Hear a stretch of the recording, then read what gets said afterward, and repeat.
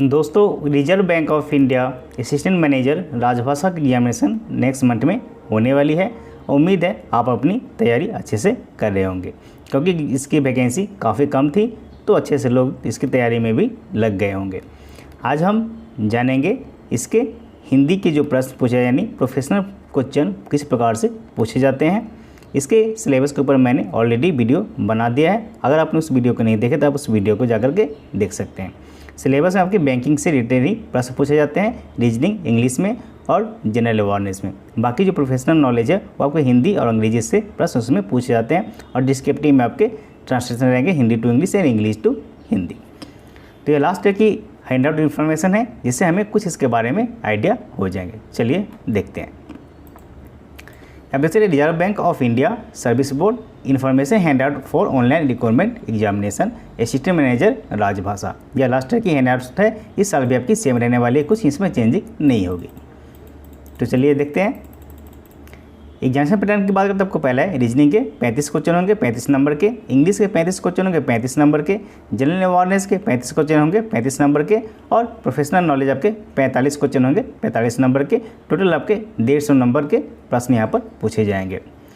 Descriptive की बात करें, इसमें आपको ऑफिशियल लैंग्वेज यानी ट्रांसलेटर के प्रश्न होंगे हिंदी टू इंग्लिश यानी इंग्लिश टू हिंदी। इसके ऊपर भी मैं चर्चा करूँगा नीचे। यहाँ पर आपको डिस्क्रिप्टिव पेपर में 5 प्रश्न होंगे। एक प्रश्न होंगे हिंदी टू इंग्लिश ट्रांसलेटर, दूसरा होंगे इंग्लिश टू हिंदी ट्रांसलेशन, और आपके 3 प्रश्न होंगे जो टर्म्स से होंगे 2 प्रश्न, और एक होंगे आपके राजभाषा अधिनियम से। इसके ऊपर मैं नीचे में आपको बताऊंगा। चलिए आगे चलते हैं। यहाँ सैम्पल क्वेश्चन दिया है लास्ट ईयर की रीजनिंग की। यहाँ इंग्लिश मीडियम में, आप हिंदी मीडियम में भी आपको मिल जाएंगे, इसमें घबराने की जरूरत नहीं है। आपको यहाँ से हिंदी मीडियम में दे सकते हैं। चलिए हिंदी के प्रश्न पे चलते हैं। टेस्ट ऑफ प्रोफेशनल नॉलेज, आप देख सकते हैं इस प्रकार से प्रश्न आपके पूछे जाते हैं। जिस प्रकार से IBPS SO में आपके पूछे जाते हैं, लगभग उसी के जैसा ही है, थोड़ा सा चेंजिंग इसमें। आपको जो लैंग्वेज है, लैंग्वेज यहाँ पर थोड़े से कठिन हो जाते हैं। यहाँ देख सकते नीचे दिए गए प्रश्नों में से हर एक में एक वाक्य दिया गया है, जिसे 1, 2, 3 और 4 भागों में बांटा गया है। वाक्य को पढ़कर ज्ञात कीजिए कि वाक्य में शब्दों के गलत प्रयोग, वर्तनी या व्याकरण की कोई त्रुटि तो नहीं है। जिस प्रकार से आपका अंग्रेजी में भी इस प्रकार से प्रश्न पूछे जाते हैं और हिंदी में भी पूछे जाते हैं, बस यहाँ लैंग्वेज अलग अलग है। त्रुटि अगर होगी तो वाक्य की किसी एक ही भाग में होगी, यानी यहाँ में 4 भाग आपको देखते हैं, भाग 1, 2, 3, 4 भाग है। 4 में से कोई अगर किसी में अगर रॉन्ग है, त्रुटि है, तो एक भाग में होगी, अगर नहीं है तो आपको उत्तर 5 देना है। ठीक है, इस प्रकार देख सकते हैं। जैसे यहाँ पर देखिए एग्जाम्पल के लिए, 40 लड़कों का एक मिला जुला ठहाका उठा था और कक्षा की छत पे टकराकर सब का सब एकदम मेरे भीतर उतर गया। यानी कि मेरे भीतर उतर गया। अब देख सकते हैं इसका जो लैंग्वेज से पता चलता है कौन सा सेंटेंस इसमें रॉन्ग है। दूसरा है, नीचे दिए गए प्रश्नों में से एक शब्द समूह या वाक्यांश दिया गया है, और फिर उसके बाद 5 ऐसे शब्द सुझाए गए हैं जो कि इस पूरे वाक्यांश या शब्द समूह का अर्थ एक शब्द में स्पष्ट कर देते हैं। आपको वह उस शब्द का ज्ञात कर उसको उत्तर क्रम में दर्शाना है, जिसका कभी नाश न हो, यानी 1 वर्ड सब्जेक्ट, यानी जिसका कभी नाश हो न हो, उसे क्या कहते हैं। तीसरा प्रश्न, कार्यालय के कामकाज का अनुवाद करते समय भाषा, व्याकरण आदि के साथ साथ संस्था के कार्यक्षेत्र की शब्दावली को भी सही परिप्रेक्ष्य में समझना आवश्यक होता है, अन्यथा अनुवाद गलत हो सकता है। इस प्रश्न में दिया गया हिंदी शब्द कार्यालय के सामान्य प्रशासन से संबंधित है। आपको उत्तर स्वरूप दिए गए 5 विकल्पों में से उस विकल्प का चयन करना है जो प्रश्न में दिए गए शब्द का सटीक और स्वीकार्य अंग्रेजी शब्द हो। यानी यह इसका जो मूल्य वर्ग है, इसका अंग्रेजी में यानी क्या कहेंगे, मूल्य वर्ग को अंग्रेजी में क्या कहते हैं। यहाँ पर आपको 5 ऑप्शन दे दिए गए हैं, नॉमिनेशन, कंट्रीब्यूशन, डिनोमिनेशन, वैल्यूएबल और डिमोलेशन। आपको जो सही है उसको आपको टिक करना है।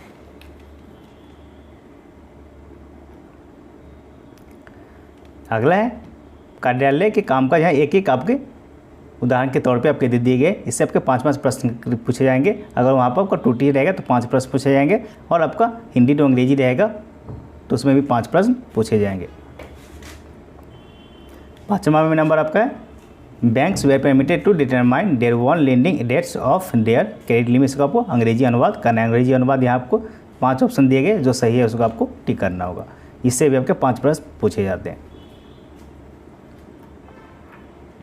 छठा में आपका हिंदी रहेगा, हिंदी से अंग्रेजी अनुवाद में भी आपके ऑप्शन दिए रहेंगे, जो सही से टिक है उसको आपको टिक करना है। इससे भी आपके 5 प्रश्न पूछे जाते हैं।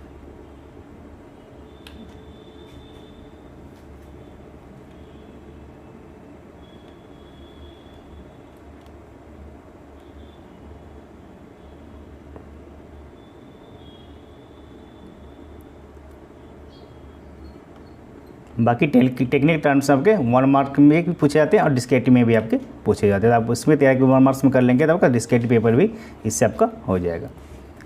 बाकी देखिए, बैंकिंग जगत में परिभाषित शब्द की फार्टी शोध का सबसे उपयुक्त अंग्रेजी रूप क्या है, आपका इसमें सिलेक्ट करना है जो सही है।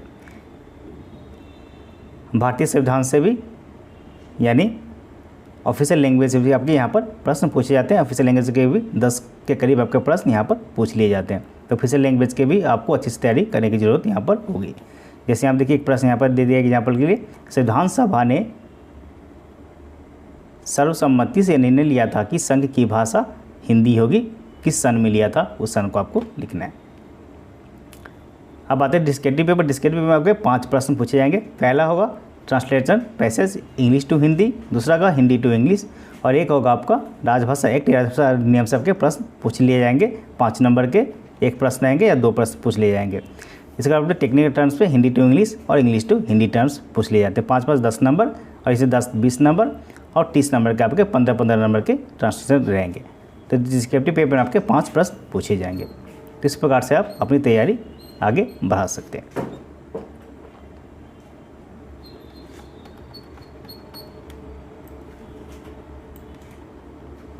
बाकी रीजनिंग की और इंग्लिश की आप बैंकिंग की जो तैयारी करते हैं उसी से आपका काम चल जाएगा, अलग से करने की कोई ज़रूरत नहीं है। और जनरल अवेयरनेस भी आप बैंकिंग से रिलेटेड जो मैगजीन है उसी मैगजीन पे आप फोकस करेंगे। कोई भी मैगजीन ले लेंगे 6 मंथ का, तो आपको उससे काम चल जाएगा। बाकी टेस्ट प्रोफेशनल नॉलेज के लिए आपका ऑफिशियल लैंग्वेज और हिंदी से प्रश्न ही पूछे जाते हैं, जिस प्रकार से मैंने एग्जाम्पल में आपको यहाँ पर दिखाया है।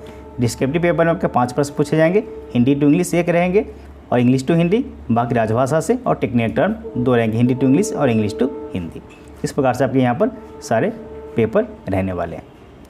तो आज के लिए इतना ही। अगर आप हमारे चैनल पर नए हैं, चैनल को सब्सक्राइब कर दें, जिससे हमारी आने वाली वीडियो आपको मिलती रहे।